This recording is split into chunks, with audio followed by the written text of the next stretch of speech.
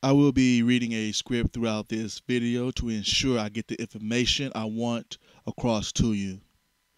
This video was made as a post-build review and to respond to some comments I received to my videos.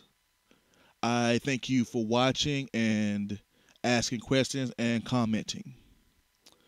Also, I'm trying to raise the production values of my videos. That's why today I'm using this microphone because the onboard audio on my camera is pretty shitty.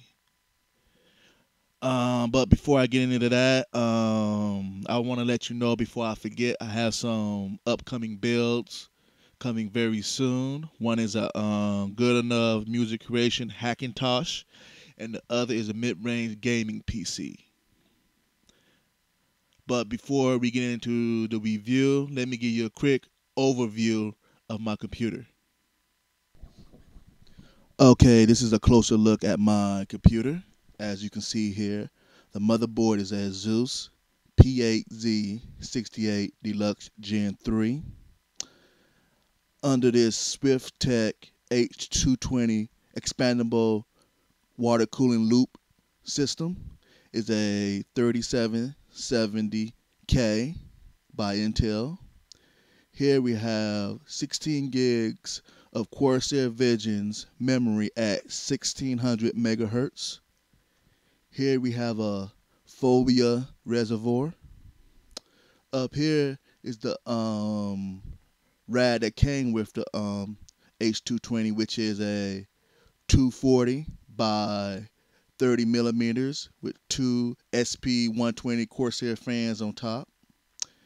Right here we have a SwiftTech 120 by 35 millimeters. Over here we have a Coolgate 360 by 60 millimeter rad. Here we have a GTX 590 with an EK water block.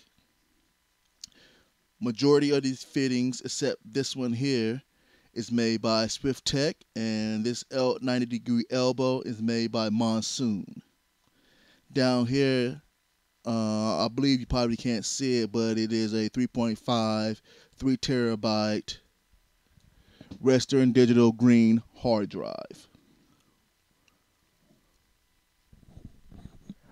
As you can see, the chassis is a Corsair Carbide Air 540 mid-tower case. And you can see here I have a Big Phoenix Recon fan controller, which control all my fans. A LG Super Multi Blue Blu-ray rewriter.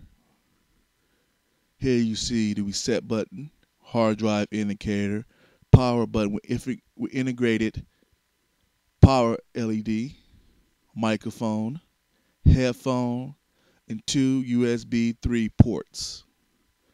Due to the thickness of my radiator and the length of my graphics cards, I had to put the fans here, which are three Noctua 120 fans, which I got from NCIX. I think this is worth mentioning because most places you see the fans ranging from $24 to $29, and I got all three of these fans here for I believe was $15 each, bringing me to a total of $45 for these three fans. Anywhere else at $30 a piece, you can be paying $90. $45 is a whole lot better. Here you can see the rear of the chassis. I replaced the 140 fan with a 120 that came with the SwiftTech kit. I would like to install the 140 radiator, but due to the clearance, I could not. Here's my power supply, which is a Corsair HX 1000 watt. I cannot show you the other side of the case due to my wiring ain't long enough, and I'm using it to record the audio for this video at this time. But on the other side, I have three SSDs. One for the Hackintosh, which is a SanDisk 250 gigabyte. The other is a Corsair Force 120, which is installed on that is my Windows and games. Also, I have a storage drive, which is a Hitachi 2 terabyte, which is storage for the Windows, and the drive I mentioned earlier, which was the Western Digital 3 terabyte, is the storage for the Apple's OS. I got kind of off script, or I didn't. I got tired of writing one. But anyway, let's address a couple of concerns to the comments I received before I get into the main post review of this build. One of the comments said the cases look pretty cramped in there. If you remember, this case was made for pretty much air cooling with a water cooling option. I don't believe Corsair think that somebody would try to put a radiator in every location, as of what I did. I'm really big into water cooling, due for the silence and temperatures. As right now, my system is actually the only thing it's doing right now is recording this audio, and you could barely hear anything. And the temperatures is pretty good with this GTX 590 and my processor, which is overclocked to 4.9 gigahertz. Gaming temperatures range between 45 and 52 degrees depending on ambient. I get pretty good temperatures with medium to low fan speeds. Because if you remember the stock GTX 590 usually run around about 90 degrees Celsius with that single fan that's blowing, and it was pretty loud. Also,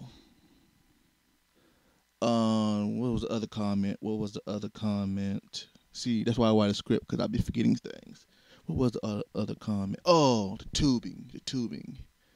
I went with this size tubing because it doesn't kink, and this size it look pretty boss. It look pretty boss in using the 3/8 inner and a ½ inch outer.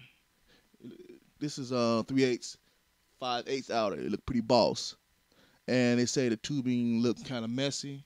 Hey, I did the best I could. This is my first water build in my life. I've been building PCs since I was like 14. Yeah, 14 when it was with the Pentium 100. Yeah, I remember that.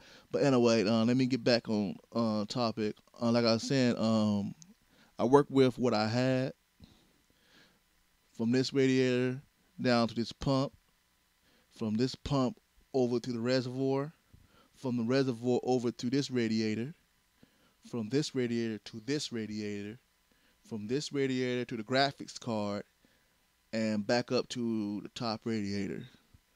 With the design and size of this case, it really wasn't much for me to do about the tubing. But in short, it's a great case. Intro to the, cause I know my next build, I'm waiting for the X99 chipset to be released. I'm trying to get an ROG board, and I'll move up from this case to the what is that? Case Labs M8, the double wide one. That's the next one I'm moving up to.